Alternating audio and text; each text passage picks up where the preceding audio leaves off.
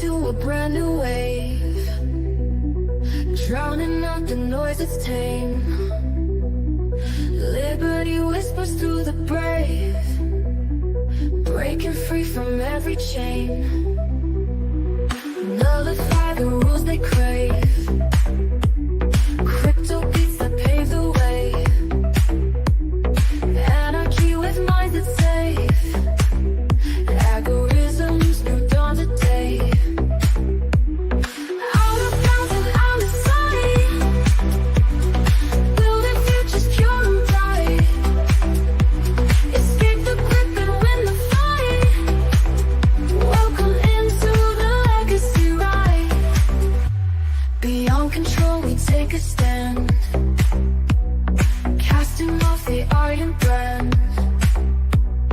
Freedom flowing through our hands, revolution's our command. Decentralize the way we plan, all together we expand. Breaking shackles for the clan, in this journey we're on pan. Out of bounds and out of sight, building futures pure and bright. Escape the grip and win the fight. Welcome into the legacy ride.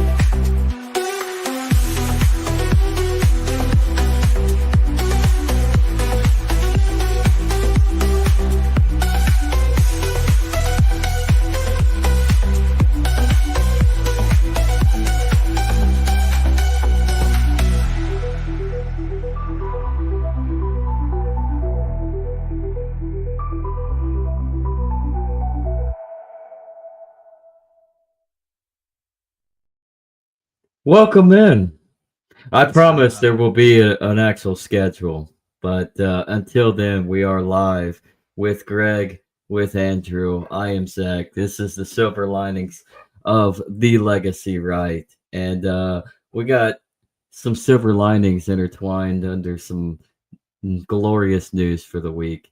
First off, I think it's a Bitcoin silver Jesus lining. is back. Yeah, it's a silver lining in itself. Roger Ver was free. In another nuance shaping, Wikipedia gets caught up in its own dribble because they're saying Trump is an authoritarian. Maybe he is, maybe he isn't. That's not what They're we also should be judging. they're also apparently saying recently, and this has actually been ongoing for a while, that Yahweh is a Mesopotamian war god, essentially. That's what That's what I've says heard. if you look it up. Yeah. And it's just like this weird culture, but the silver lining is they show us exactly what they're thinking about. Hmm. Exactly. Another silver lining news article that Andrew has found was the heir to Louis XVI, Louis the 20th, wants to renew the monarchy of France. Why is that a silver lining there, Andrew? Because he wants to make frogs croak again. Nice. I was looking, maybe France is starting to wake up to the disheveled mess that their democratic system has become. But yeah, make frogs croak again. Well, listen, man. I mean, the last guillotine execution happened in the 1970s. Just saying, maybe they're a little stretching Really? it, but That recently. yeah. Yeah. I was watching the video about it the other day. It was pretty interesting stuff. Where did it happen? I think the man from France came down. That's all I know. I think it was literally the French. Yeah. I believe it was in Marseille. It's in southern France, I believe. May not have been Marseille, but I think it was southern France that couldn't happen to a nicer guy, by the way. Right. Wasn't he like Look a that up serial for killer? yourself. Yeah. I feel like every country has its own signature execution style. Like the Brits had the lynchings or had the hangings, proper gallows hangings, right? And then the French did guillotines. The United States never really got one of those, did they? I guess tar and feathering kind of was. Tar and feathering, but then we kind of just went lynching. We went lynch crazy after the Civil War, vigilante style. We were probably kind of like a melting pot of execution techniques, really. Pretty much, Yeah, right. Yeah, I think our favorite one was firing squad. I know the Continental Army liked to use hanging and firing squad. Maybe this is just because I watched too many episodes of Zorro when I was a kid, but I've always associated firing squads with Mexico. Hey, Zorro was amazing. Yeah. I love Zorro. Oh yeah, I went as screw up a musket-based firing squad, like a little bit of a whip action, you know. Right. I always loved Halloween, considering we're in the Halloween season, because like I went as Zorro not once but twice in my childhood years. Nice. Maybe my mom got me. My mom made me the cape. Maybe in the United States it's a regional dialect. Maybe so. Maybe because Utah still is very adamant on the firing squad. They give you a choice, actually. Utah does, but it's mainly the firing squad. I think Washington, if it's still on the books, or it was until recently, it was hanging. Hanging was still the execution of choice in the Pacific Northwest. Interesting. So, if I ever had to be executed, I'd probably want firing squad myself. Yeah, I would probably, because at least you don't know exactly who's going to do it, and they blindfold you anyways, and it should happen quick, because I mean it's a bullet. Exactly. So there's no accidentally, we don't know the internal experience because no one ever comes back from it type of situation with lethal injection, where like it could be the world's most horrific way to die and we've never had a chance to ask. Oh no! I think wrong. Bull man, you gotta believe me. It's cooking. That's all I'm saying. Well, that's the thing. Like I've heard that the euthanasia that they use for lethal injection, it cooks you from the inside. So we really don't know what's going on. It probably is not as humane as we think it is. Well, I mean, and I don't think that it was meant to be humane. I think that's kind of the point. Like maybe that is why we have to say that if we had to pick a form for the American system of execution, it would be lethal injection. Salem witch trials. Right. Lethal injection, I think, because that's the one that characterizes our justice system, right? It looks humane from the outside, but whether or not it's humane on the inside is kind of immaterial to the point. So they don't really care or check. Yeah. I mean, they got doctors around. They can double check, make sure that they stay down. Yeah, they do an autopsy afterwards, and whatever the official word is it was a success. So, but I would say electrocution too probably comes in for America as a potential, like we invented type of thing, because that was we started to do that with elephants before the chair was even a thing. Well, it wasn't. Ever hear about Edison? No, it was he decided he was trying to discredit Tesla for his alternating current by utilizing it as an execution mechanism. Like, here's an example of what we could use, how dangerous alternate currency is, and what we could use it for our criminal psychopaths. And so it became that's where the electric chair was born. I think the first electric. All of them were direct current, though. Yeah, it was all even more when he direct. zapped the elephant. It was direct. Yep. Well, it makes sense because it's harder to shock somebody when the electrons are oscillating as opposed to being shoved through.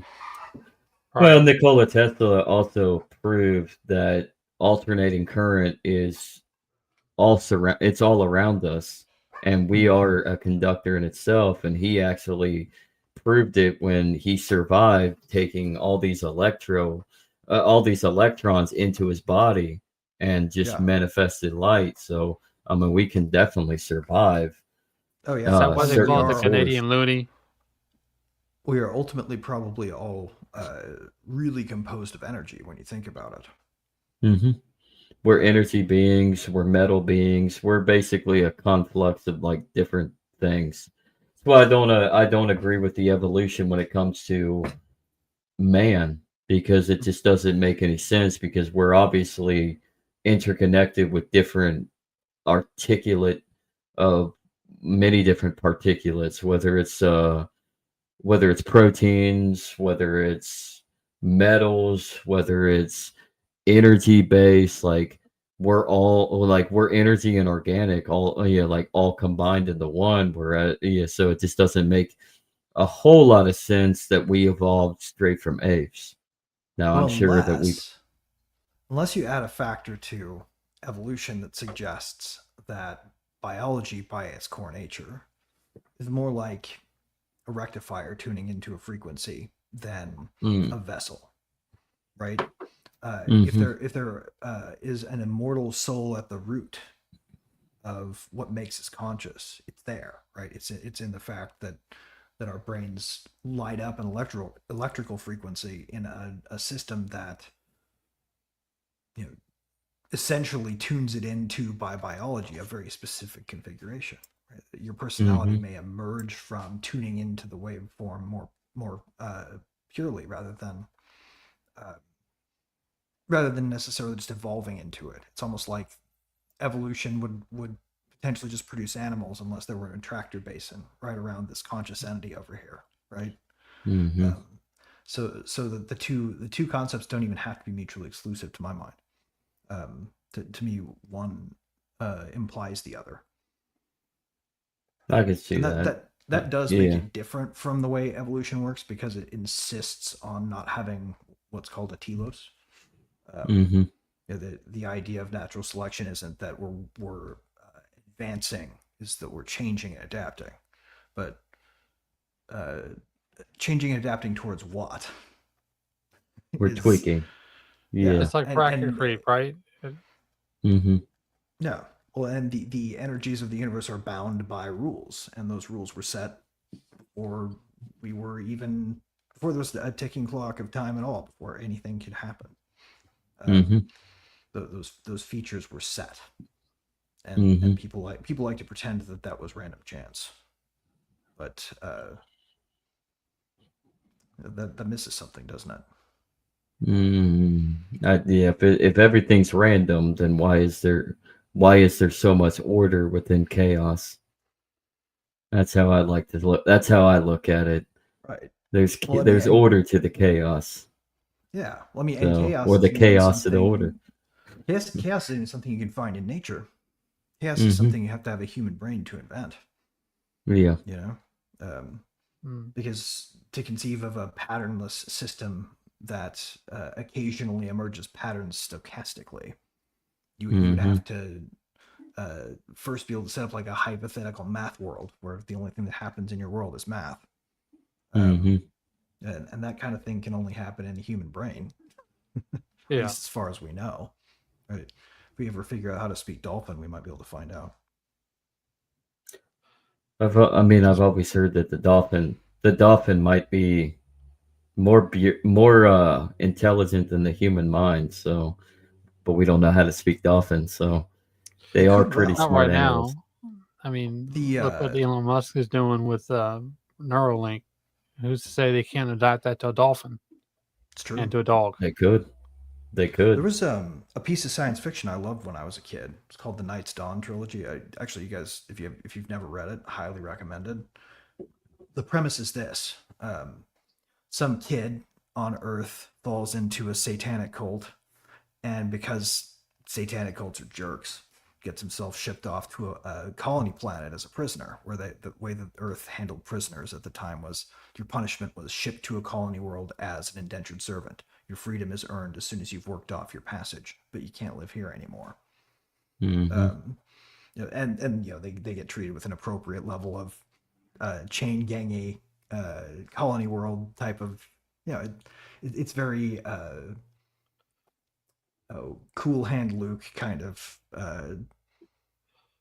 lifestyle for the people who do that. But this guy was such a zealot in his Satanism that he inadvertently, because of some entity that was stumbling across the universe, did some ritual right at the time it poked in, opening a gateway permanently for the dead to come back and possess the living. Interesting.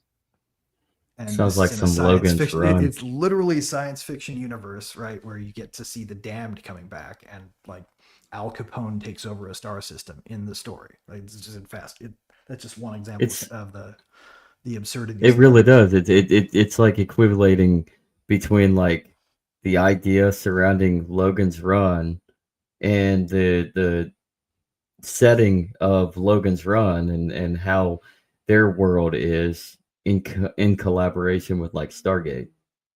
Yeah. Oh yeah. No, it could be a lot like that. Yeah. Almost sounds like, So, like you can crossover from the scene behind us from Final Fantasy VI. You're on a ghost train and you're in between the River of Styx and the living. So I don't know. Just Yeah, something no, to I throw out there. promise. Yeah, I promise you, Something everybody, there. when the train gets to the end, it's gonna get suplexed. Ironically, by Greg. Probably. Yes. Actually, yes, that is correct. See. Yep. Great scene. So, silver linings from other news.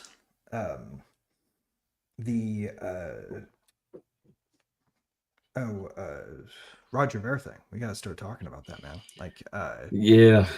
The negative is he's obvious it's a settlement, so there was obviously an agreement to where he pays like what was it upwards of like almost 50 million to the state. So Yeah. the state gets their cut, but at the same time his case has been dismissed, so he is effectively a free man. Thank God, because Thank you. Yeah. yeah, because the idea that he was in limbo was really the problem. I don't think Roger would have had a problem paying to make them go away ASAP, right? Like, No. it Yeah. wasn't that he wasn't going to give them more if they demanded it. Mhm.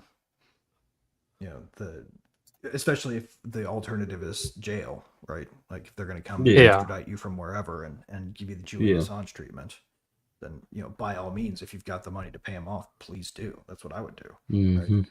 Right? You know, so it's good that he did that, but at the same time, I think there's sort of an almost gray lining, you almost have to call it, because this is good news, right? So Yeah. if we're looking for an edge, then that edge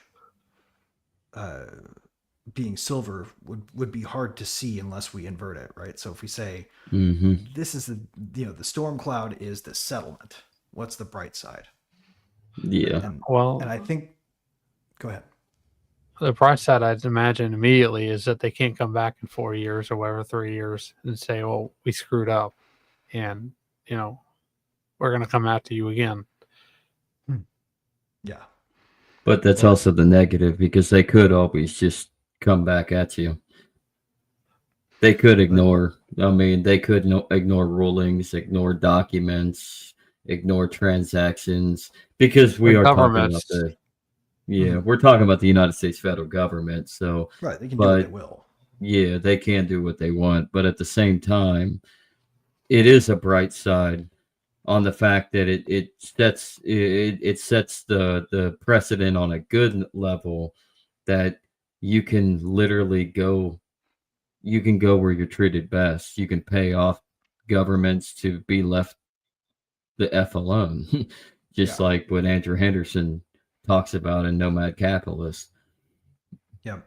It also means that we've got a fully unleashed Roger Ver who no longer has the pressure hanging over him of this potential punishment from his former country of harbor, right?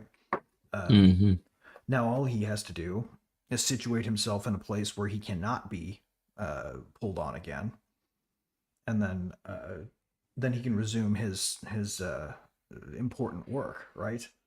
He got Roger Vera's voice back, is the silver lining I see. I think it's time for him to go to Japan and stay in Japan for a little bit. Yeah, right. Because that is Point of probably the interest: best stay out of place. Europe. Or Yes. Preposterously, he could also just go hang out next door to Snowden in Russia. I'm sure they'd let him stay. I'm sure they would. Yeah. The problem is would he want to Right. be in Russia just because of Yeah. the politics there, and I mean, and what he's against, what he's always been against, because Russia's not, they're not the good Well, they're guys not. here. No, they're not the good They're not guys. the bad guys, but they're not the The good only thing guys. that they do is offer a useful perch from which to remain an adversary of empire without being its victim. Right. That's Right. true. But on the more nuanced take I'm gonna bring, are they really against the advent of empire, or are they just against the empires of today so that they can hopefully rebuild the Russian Empire? Well, Russian motives are beside the point, right? Obviously, Mm-hmm. enemies of their enemies are their friends, and that's the only reason they're letting you in. Mm-hmm. But or maybe they're letting you in specifically to use you as what they see as an information weapon vector, right? Yeah. By simply shielding you, they enable an attack vector on their adversary that they're not sponsoring. Because the only thing they make you do if you go there, like apparently all Snowden had to do to get citizenship, was agree not to ever point his criticism gun at the Russian state. Yeah. You know, the other interesting thing about the Russian state is it's corrupt as hell, but it's not corrupt in the way ours is. And you can tell It's kind that of right inverted. away. You can tell it right away in like how you Yeah. avoid trouble there, right? Like if you get caught doing something in the United States, and it's not like one of the things you're allowed to do when you're breaking the law for fun, right? Like burn down a minority-owned business during a riot, you can do that. They don't throw you in prison, right? But if you I don't know, defend yourself with a gun while that's happening, then get ready to be Kyle Rittenhouse, right? Yeah. The interesting thing about the Russian approach to corruption is that you can buy your way out of trouble all the time. The way that you stay out of trouble there is to lay low when you see authorities on the move, and if they stop you, have some cash on hand. Right. That's all you need in Russia to not be bothered by the kleptocracy, is a little bit of cash for the encounters that they do happen to pay attention to you on.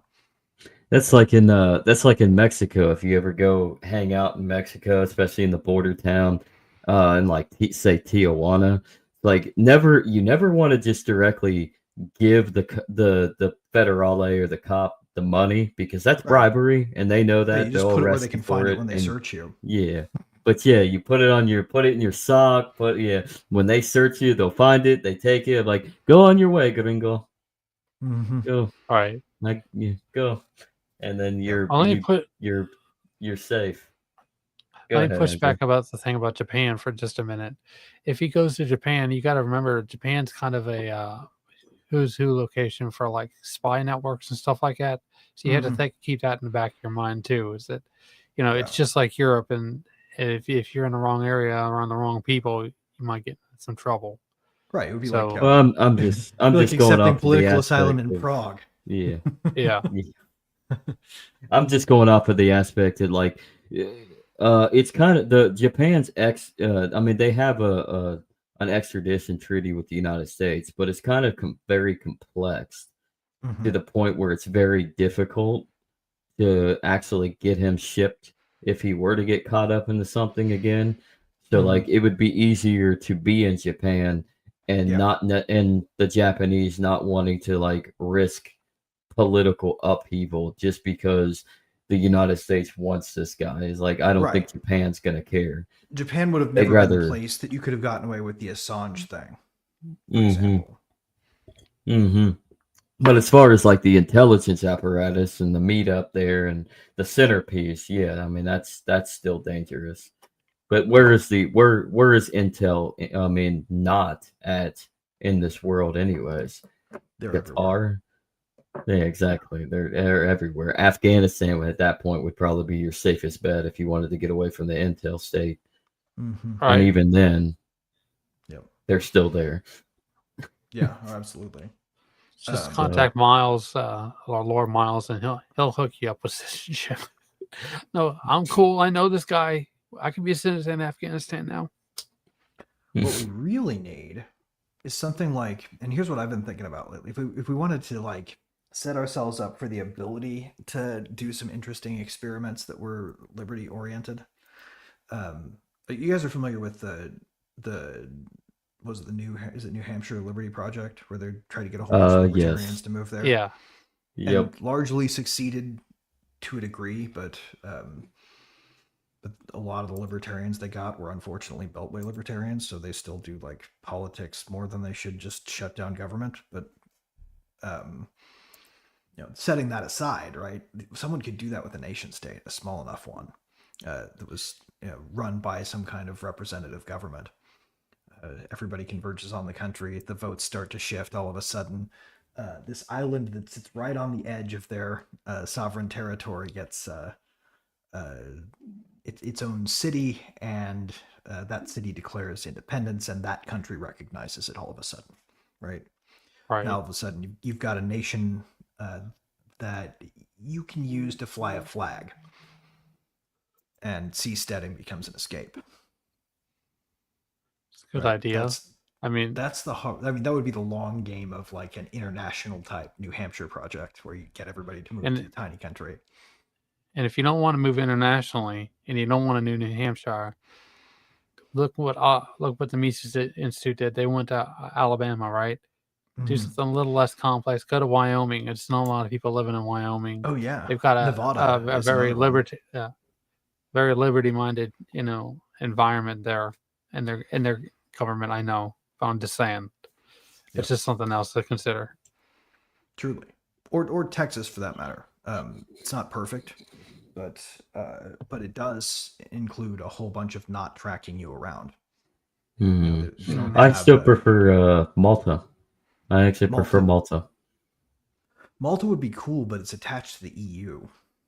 That is true, but it's a weird attachment to the EU. Like Really, they have separate. They have some protection from Brussels. There's a little bit of some protection away from the EU's standing, so they're kind of separate, but it's kind of like a decentralized central structure. So that's what I like about the EU. So the question is, Or the have there Malta. been any Maltese people arrested for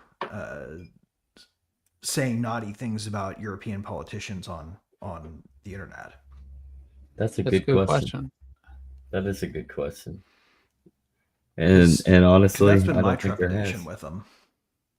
Because technically, the EU could impose it harder if they wanted to.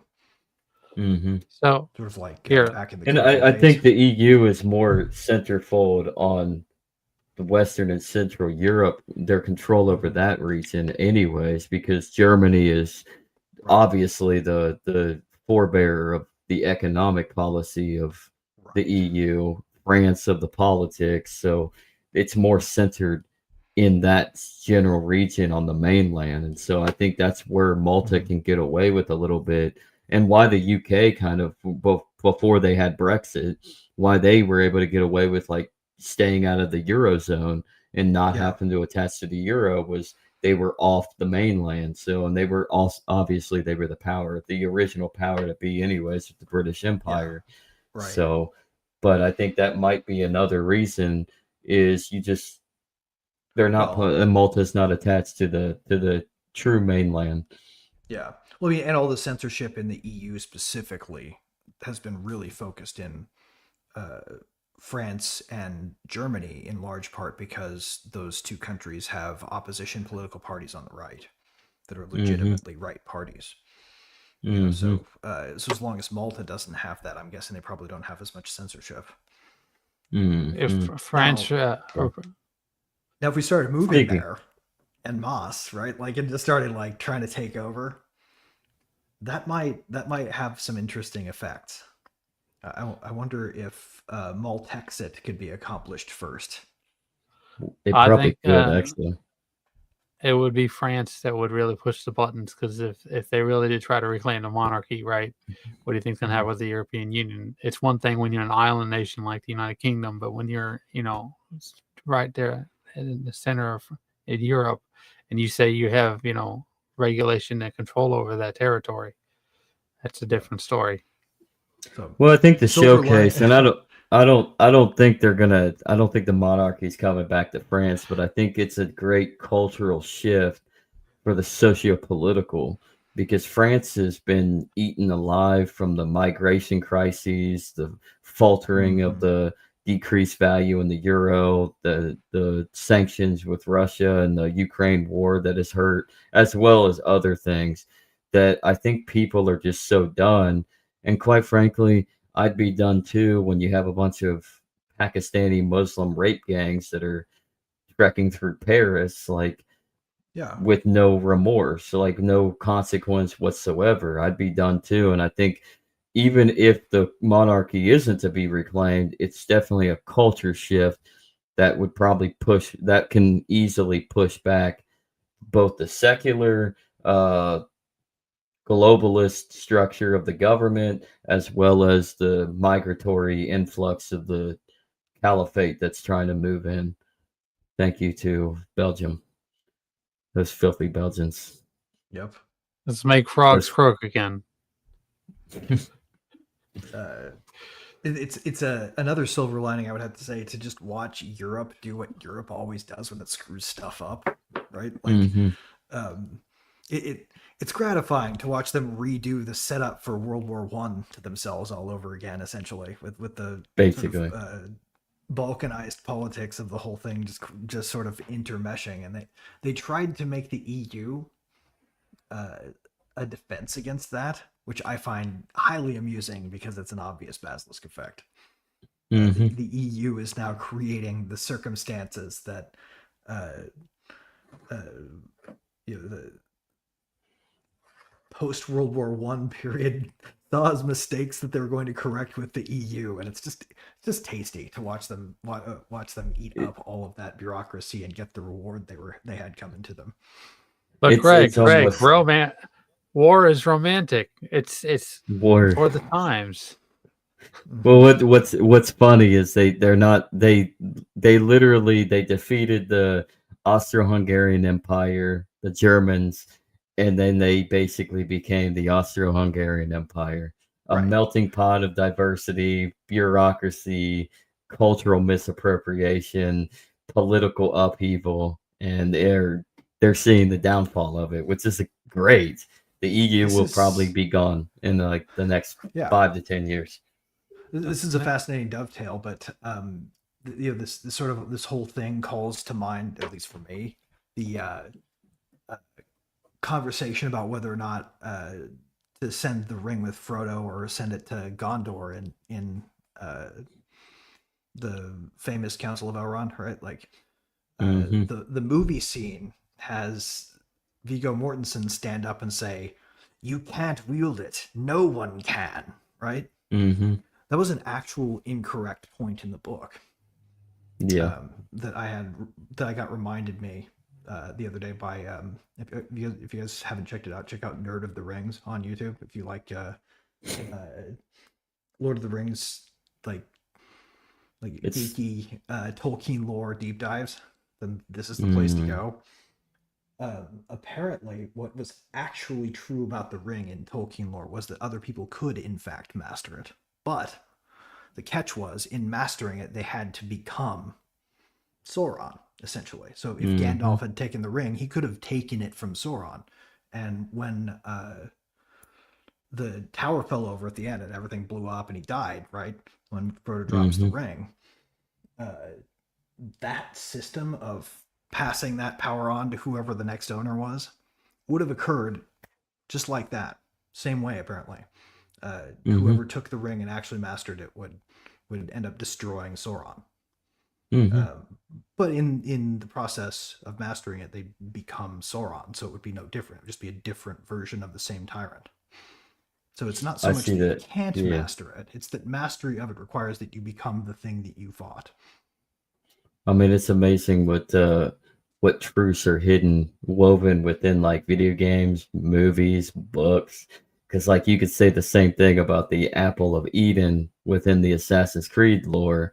It's like Yes. whoever can master it, which Altair Ibn Ahad did master it, and he knew that you can't really wield it. You have to keep it protected and only the one that's true and pure of heart, that isn't easily corruptible, can be the one that can, you have to master your desires. Like, you have to mask your desires and hide them so that you can actually master the power that it can be used for in Right. good, or else you're going to fall to the corruption and the sin of what the apple of Eden represents, and then it's just going to become a fiasco. It's Right. Plus, chaos out of order rather the than idea of order and mastering chaos. that power requires that Mhm. you become the steward of a hidden thing, right? Yeah, yeah, that's Similar, you can draw parallels to the way the knights in uh, that what was the Indiana Jones one that had Sean Connery in it, Holy Grail. the Knights Templar. Yeah, it was one of the Knights Templar standing there in the room with the Grail guarding it, right? Mm-hmm. You can never leave this place as soon as you take advantage of this immortality if you want to keep it, and you have to stay here and guard the thing. Mm-hmm. Welcome to your new world if you want this immortality, right? Drink from the cup, get the world. That kind of Listen, seems to be- gentlemen, we can't all be Kim Jong Nam, okay? Someone has to, guard the kingdom. Right. So, but the interesting thing is to get the thing that you want, you have to turn into the thing that it demands Mm-hmm. to a certain degree, and that's true of everything, I think. You know, Yeah. like if we want to have this show be like super successful, then we have to turn into the thing that demands, right? Mm. We So it's have kind to of accept interesting. CNN money. We have to accept our No. donors from Belgium. No. I can't remember one exact instance of an actual person, show, thing, music, whatever, that got popular because nobody promoted it, because it spread. Like, I'm not sure if we can find an example, but that's what we have to do, right? We can't just take money. No way. CNN Wait, must promote us. I got CNN internet must promote bucks. us. We need to record the conversation so we can show people us telling them to fuck off, right? Right. You're not employable. I'm a useless beast. That's why I'm a podcaster. Mm. Yep. But yeah, to turn that on, that goes to the next thing is Wikipedia and Trump being an authoritarian and all sorts of the shenanigans of Wikipedia. It proves that Wikipedia is just, it's always been the other side's form of just propagation. Mm-hmm. I mean, At least who's to it say? became that anyway. I don't think it was always that. It's the only game in town, right? So Yeah. So stagnation. it became such. Well, this is actually, I think, why Larry Sanger is so involved, right? Because that guy, everyone thinks of him as a founder of Wikipedia, one of the two founders, right? Mm-hmm. But in reality, his role with the project was as sort of like the higher E of, or contractor of, someone who had the vision already, right? So Mm-hmm. what's his butt, the guy who still runs it, hired Larry as a contractor. He didn't bring him on as a partner, and that was because Larry didn't want it, right? But the point remains. So this guy is the person who wrote the original rules of Wikipedia, right? Mm-hmm. He wrote the thing that got taken over and co-opted by the extreme elements of our society that would prefer reality read differently. Mm-hmm. And yeah, to me, the silver lining is this points another spotlight on that situation, right? Every time they do something like label Trump an authoritarian on his page, or the other one that Larry Sanger was talking about the other day was how they had taken the article for Yahweh and turned him into a Mesopotamian war and harvest god, right? Mm-hmm.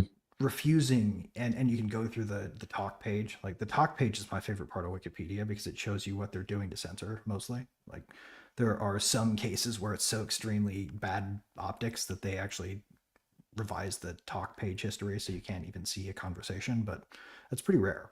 So you can usually go there and see like what's going on here. so running in circles intellectually with that thing, with the Yahweh thing. They have a Mm-hmm. special article for Yahweh in Christianity, Yahweh in Judaism, and so they justify putting nothing about the modern context of the deity on the page Mm-hmm. specifically for the name of the deity. That's the Yeah. the And official Yahweh page isn't modern usage. It's historical archaeology bifurcated from modern usage intentionally, uh, and mm-hmm. then and then repositioned, because I that mean sort of nobody. thing in the past would have been like uh, Yahweh in anthropology or in ancient anthropology studies, right? Mm-hmm. Uh, that would be the name of that category in a normal, well, I would say normal, but like in a balanced world where what Wikipedia was doing was representative of all of humanity as opposed to just like one small segment of it. And that's the well. First off, that's the brilliance of faith, because you can kind of see in between the lines. But nobody should be arguing that yes, Yahweh was most certainly a part of a pantheon of different polytheistic gods. Mm-hmm. Now, what you could look at it is, how did the Israelites or the Hebrews, the ancient Jews, come to separating Yahweh from the pantheon of all the Mesopotamian and Canaanite gods into this one true God? So how did Mm-hmm. they come to that conclusion to start worshiping strict monotheism Right, within the pantheon? But yet right, that's not and what they're doing. They're trying to confuse people. right. They're, I They're trying to mean, bifurcate them hard to say that mm-hmm, this creature, this invention of the sort of the Canaanite religions, mm-hmm, before they became monotheistic, is uh, this creature named Yahweh, and it's separate from the thing that later references the same name, that mm-hmm, that is the God of Abraham and Christianity and Islam, right? Like mm-hmm. that Well, is they even go a step further too, and because there is archaeological evidence to a Yahweh, a war harvest god, that is named Yahweh in the Canaanite, and Yahweh had yeah, a wife, as all, for most part, all pantheons of polytheist pagan gods right, had. They either had a wife or a mistress, and there was some sort of union. And how do you correspond that to what the Jews eventually uh, carved out Yahweh and right, discovered their truth in what Yahweh is? right, But like, what does that mean? Well, in my opinion, what that means is they've discovered something that was a different variation of what was in the Canaanite belief, and perhaps maybe the wife of Yahweh in the Canaanite context is actually a concept for the spirit or the angel of the Lord. right, Because I remember, I'm like, you go to like the Old Testament, like the Hebrew Bible talks about Elohim like right. over Well, like and if 500 you're, times. yeah, and that's a So plural reference, right? yeah, Like that's a plural that reference of that the being suggests of that God. suggests that yeah, that suggests a subclass of being that exists beneath Hmm. uh, the top, right? With Hmm. with Or not even and that beneath the top, but well, and that's the other thing too. Yeah, within. within, yeah, exactly, and that's the other thing too, is like the phrase itself, uh, Yahweh is uh, originally vowels. It's a reframing of the tetragrammaton, right? The four Hmm. letters, um, Hmm. and as it stood, I think if I'm right, if I'm recalling this correctly, the original rough meaning of that is "I am," or a way of saying I am. Yep, a way of I saying am. prime. You know, Mm. it Don't ever would say be like Yahweh to a Jew. right, They will shut their, they literally will cover their ears right, and right. shield their eyes. Well, I mean, and Catholics kind of too, since 2008, right? When the Pope at the time declared this name would no longer be used in any liturgical services. Mm. Um, And I can that's understand that. right, and the point was, one, respect for the thing, and 2, consistency for people who get confused by archaisms, right? So it's a lot easier to just refer to the Lord than it is to explain to people what Yahweh means if they've never encountered it before. But at the same time, we all have to Yeah. think like Lord. We loosely translate Lord from the Greek Right. to mean God, and it all comes Mhm. from Yahweh because that was the Hebrew, I that was am, the ancient right. Aramaic. I God. am. So, or And the interesting thing too about that, right, is our inclination to forget the way the language originally was, right? Like none of the stuff we're reading is how it was originally spoken or how it was originally said or observed. These are all translations. You know, so to impose those translations, like this is why I still miss the days of the Latin Mass, right? You needed a translator if you wanted to understand, but you could get there. You know, I still remember my dad's book. He had this thick Latin translation book that was just like one page of the version of the Bible that was for the Mass in English and one in Latin, so that he could follow along. And that was my first encounter with Latin. We talked about etymology for the first time there. Like that was such a transformative part of my childhood. I still wish that they did that. But you know, but streamlining out these types of things draws more people in, and that's not necessarily a bad thing. I mean, look at the way that English is transformed in 1,000 years, and you think this is older than 1,000 years old that we're talking about. So I just figured I'd throw that out there because I had that on hand. I love the Old English, actually. Draiten mig rak nin hype mig 9 gold one, and he me gets on swipe good. When you're reading Old Vetland. English, the important rhythm to remember is the heartbeat rhythm. All of the. So I actually read or took this class in college by this woman who could read Old English like a skaldic bard. Like she would just bust it out at the front of the room. No freaking shame, no freaking cringe in her heart at all. She was just like standing there reading it. Beowulf in Old English, top of her lungs, full enunciation. She wanted to point out the fact that these verses rolled in threes, you know. Like that kind of like just full blown pronunciation of it. It was That's insane. It was awesome. I think I'd probably be comfortable with Middle English. I wouldn't even try Old English. Yeah, you know, back in the day, if I had to transfer myself back somewhere in time, I think Middle English as far as back as I could go. Probably be the only one I could understand. Yeah, but it would be fun to go back and see, you know, because right. Here's a fun translation to have fun with, to know what the Holy Land, how they spoke this.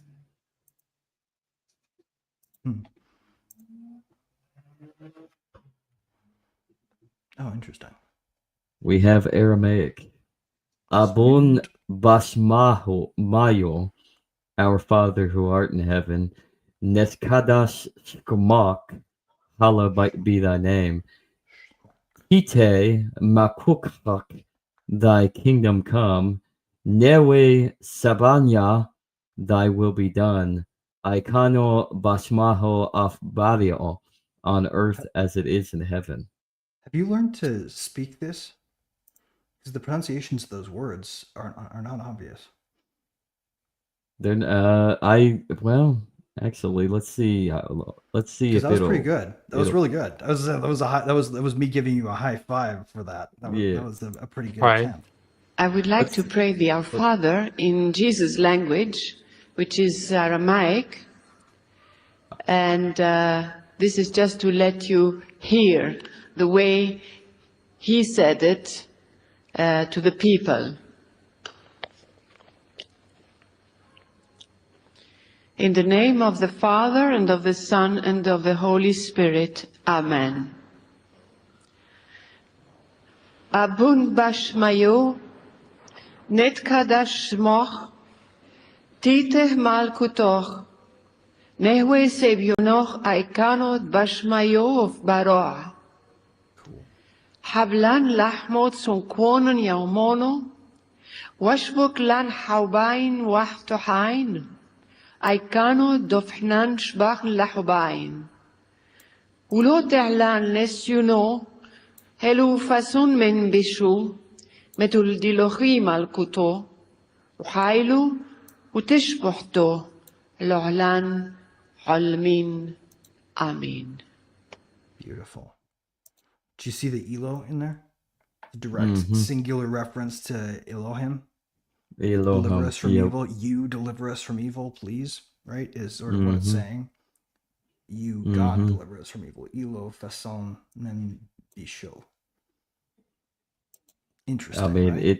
it's very interesting, and I mean, maybe not Aramaic period, but just going over just the translation of the prayer in Aramaic, it's really not that difficult if you think about it to get it down. Is it getting down like the dialect? I guess is probably the hardest, and how to move the vowel into place or the consonant. But other than that, it's really not that difficult. Well, and spoken nuances like the last line of the first paragraph, I guess you could say. Arcano Arcano Bashmayo Afbaro. Bottle, and she did like a weird Barrio. lilt off of Yeah.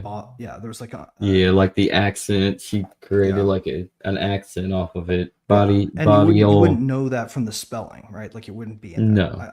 I once so for a lark one time when I was on a long road trip, I decided I was going to learn to sing a song in Russian that I liked.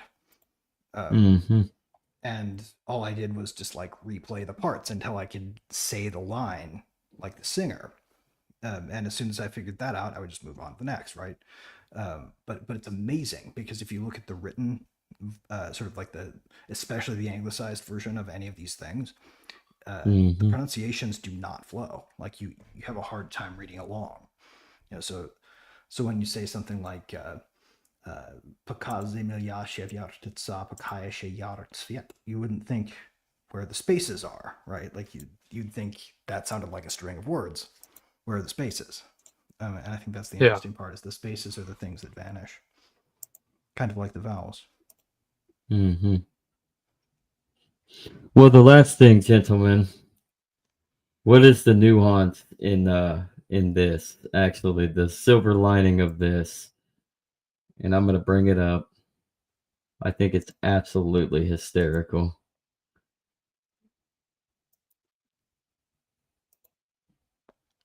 What is the nuance of this? Well, the weak operatives in the Republican Party virtue signal and grandstand about how, they're not like those other Republicans. They're here to serve you, the people.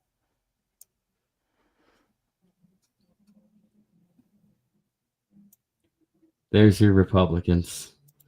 Or maybe it's just all a narrative to divide people. I don't think it's young Republicans to blame here. I think it's the individuals responsible. Yes, I agree. I mean, but look at that. I mean, look at this, everybody. Like, really? And there's, I mean, this almost, they'll grab a hold of it. Pardon me for saying so. This almost seems like a plant.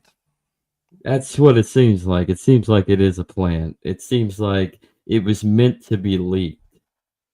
Maybe whether it was somebody that jumped into the group that really shouldn't have been there. They were the plant, and then they leaked it out, or if who knows? Or if they just government used a back door. Toxic as much as they could until they drifted the conversation that way. Yeah. So, or perhaps this is a showing that Telegram is definitely compromised, especially now, and there is a back door at this point. They let him out of France without throwing behind bars. Of course, there's a back door. I mean, come on. Of course, yeah, right. That is true. So, I mean, what what is the silver lining of this at this point? Just to know that that there is no free speech, and The yeah, silver even though lining. people can be just as disgusting in how they talk and how they express, they're not really allowed to do that. They're not able to express their hateful heart so that we can know that, or what is the nuanced twist to this?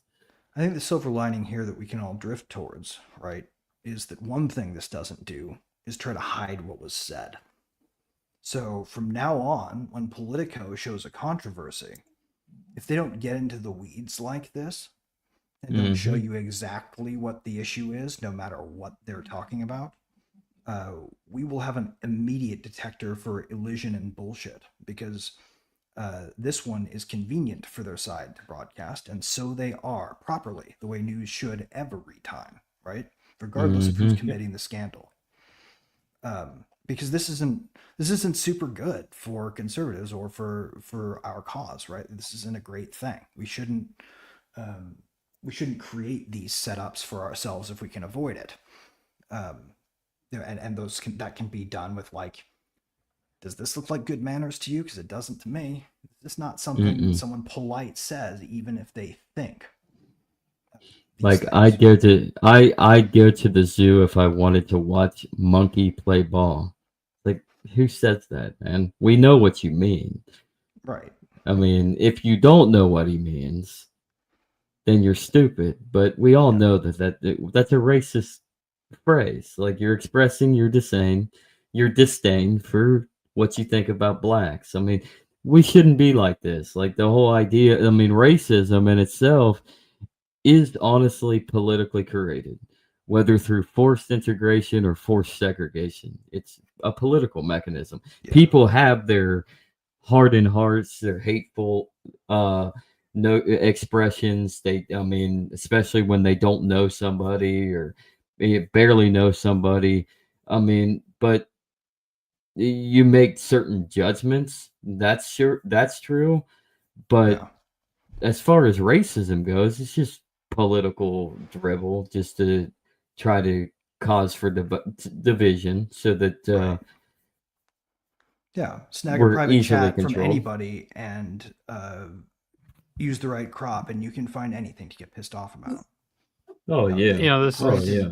this Granted, this would be a is kind conversation of I'd be comfortable in, but like, Yeah. I personally would have bowed out of this one a long time ago, where I Mhm. on that group one, because it's ugliness, and we don't need more of that right now.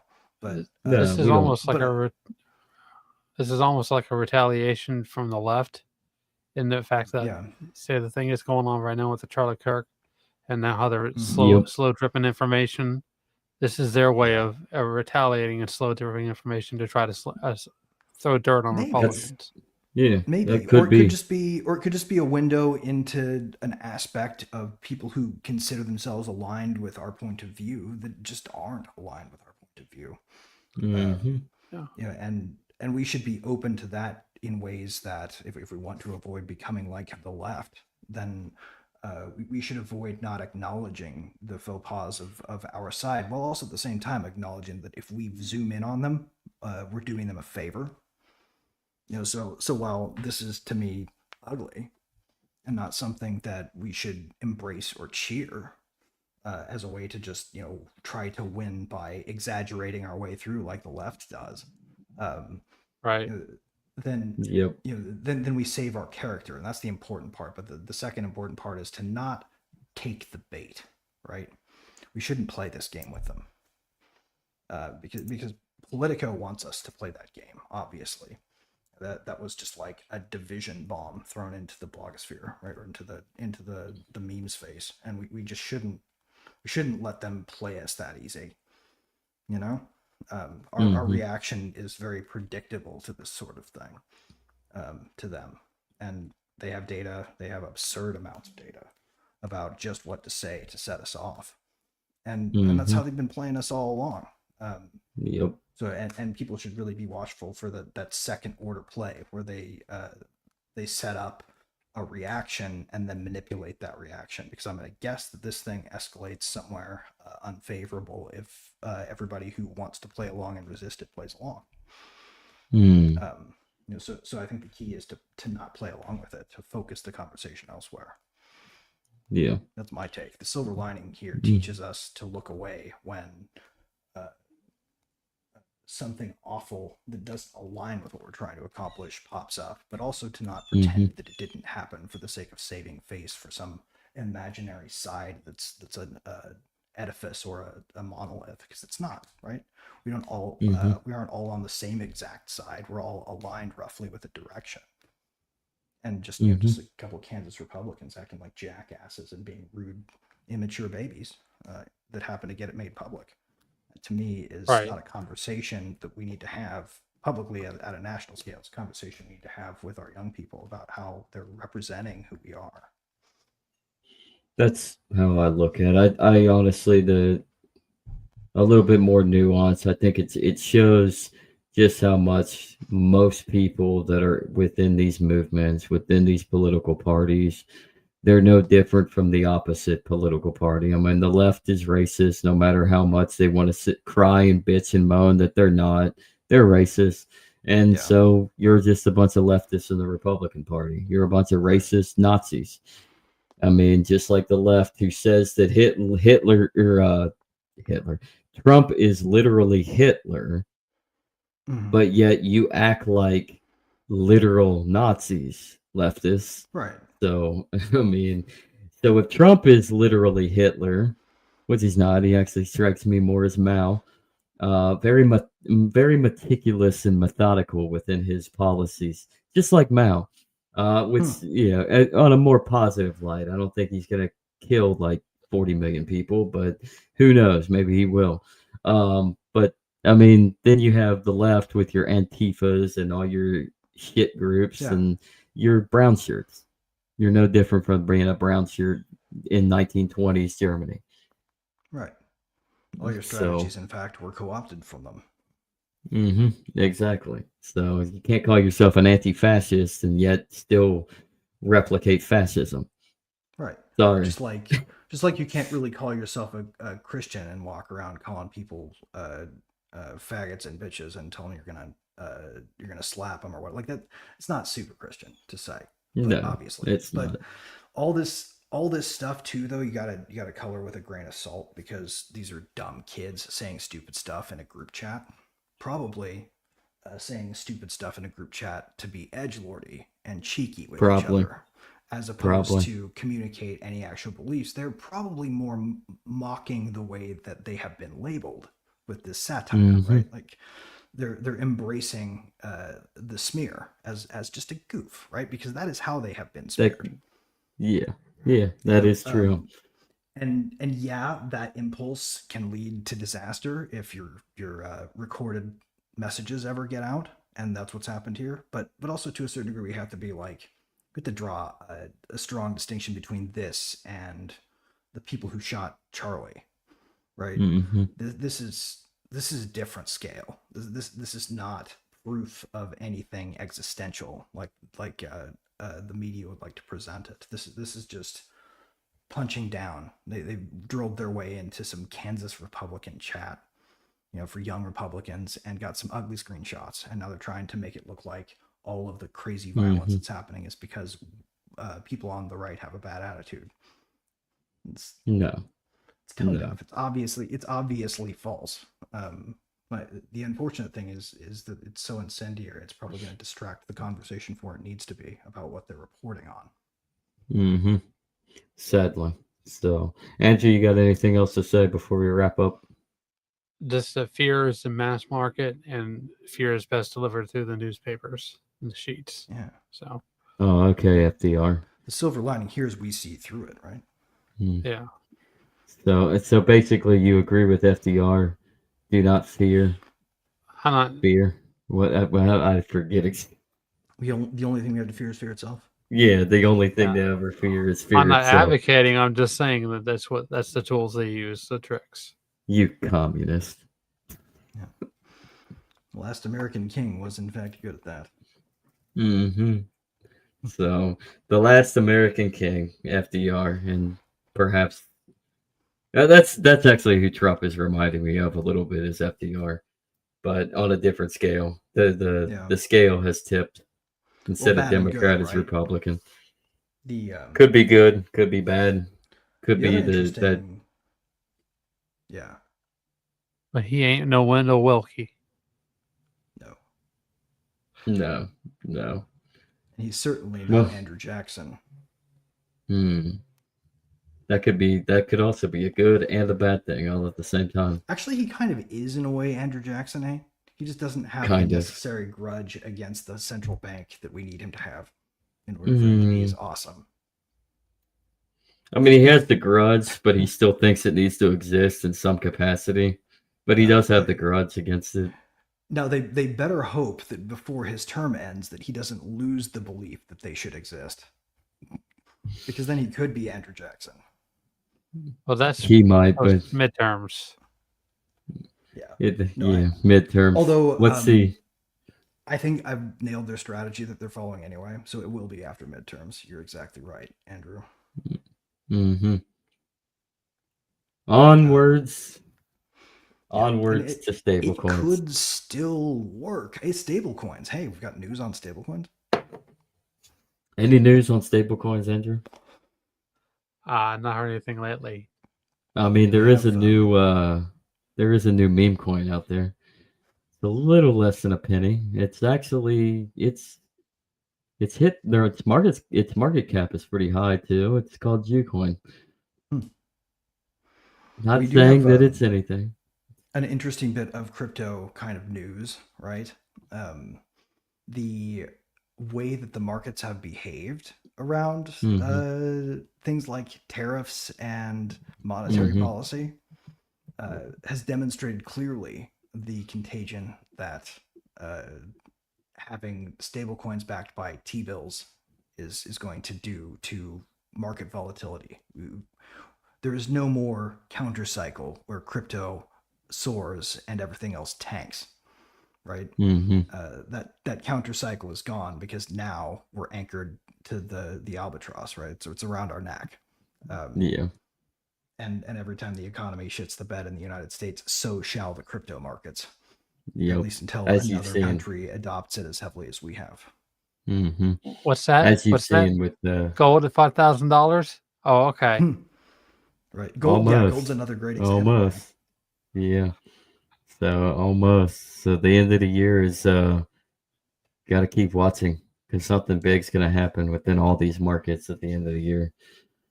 So yeah, it's true. Other silver lining is the conversation remains distracted from market structure, which probably is for the best considering who's writing those bills right now. Peter Thiel. Peter Thiel is the one writing these bills, personally. Yeah. David Sachs, probably. basically, yeah. Probably. He probably is, actually. Not that David Sachs is a terrible guy, but he's not super thoughtful about stuff. He's not going to be. He's not going to be intervening to stop. Oh God, did you? Here's something interesting. You guys remember Jay Clayton? The name Jay Clayton, does that buzz to mind? No. Head of the SEC under Trump 1. Okay, He's the guy who handed the baton to Gensler, right? Yeah. You know what he's up to these days? What? SDNY chief prosecutor. So the office that went after Roman Storm. Yeah. Of course. So fascinating. A bunch of SDNY people have been getting departed from SDNY over the course of the shutdown period, right? Giving the executive more leeway to fire. What's interesting about who they're getting rid of is they appear to be political opponents, but they almost all align with anti-crypto opponents. I didn't even realize it, but there was a close relative of a major left-leaning sort of dynasty family positioned cleanly within the office of that prosecutor, right? Like it was like a niece or a nephew of Biden or something, like that close of a tie. forget exactly who it is. They were one of the people who got let go. The really fascinating thing is when you look up the people who got fired, all of them have taken anti-crypto stances. If you can find anything online that they have said about crypto, it's not nice. So I almost wonder if the silver lining of all of this hasn't been a purge of SDNY. Specifically related to the unexpected deviation from Trump's new not anti-crypto approach to reality. I mean, it could be because all through the shutdown and this things like this occurring. I mean, SDNY purges, etc., anti-crypto purges. You got Roger Ver's case gets dismissed after a deal. I mean. It makes starting to it reads a lot like maybe some houses are getting cleaned out, doesn't it? Yeah, it does actually. Yeah. So perhaps Trump was a good thing and a bad thing, and maybe in other reasons, all of the Doge stuff was a precursor to actual action. You know, which would be really interesting and amazing because that was about the time that petered out. Is about the time I lost hope that this thing could be reversed. It could be that Doge was the distraction for the distraction that actually leads to action. Yeah, but I don't know. Well, I mean, we don't know. The fact that the government remains shut down is a promising sign. That's all I have to say. I mean, as long as they're still taking taxes out, is it really shut down? No, I mean, that's it. It's never really shut down, right? Like the government shutdown is not a shutdown. It's a shutdown of what they call discretionary spending, right? Yeah. All the stuff they buy on the credit card. Yes, and that is a good thing. So as long as they can stay shut down on that, they're not spending, things can actually happen. We are every day they stay shut is a day inflation doesn't rise for next year. Exactly. Yeah. Exactly. Well, anyways, gentlemen, I think we should close out. It's a good silver lining to shut on, actually. I think it is, yeah. So the government is shut down, and let's hope and pray that it stays shut down because we want to not get into this even worse of a scenario we are in when it comes to inflation. So yes. Anything you know what? Go check the door. Okay. I think there's an old man at the door. Nice.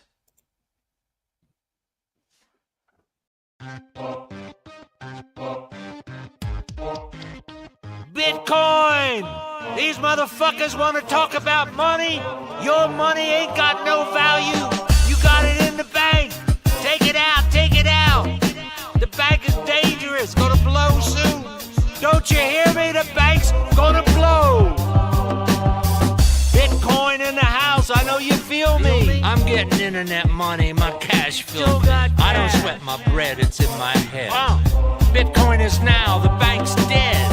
I'm so fresh, Bitcoin the best. I'm the best. I spend a couple $100 grand on my kicks. Arrogant, rich, white American. Warren Buffett ain't got nothing on me. Billionaire from technology. So when the bank crash, I still got cash. In a jet flying by, waving at your ass. I live fast, every day is sunny. I'm a pimp, fucking Playboy bunny. Bitcoin, bitch, I'm forever rich. If you don't like Bitcoin, suck a dick. You're the appetizer, I'm the main dish. Bitcoin, what's up? I ain't fucking with that paper. I got internet bucks.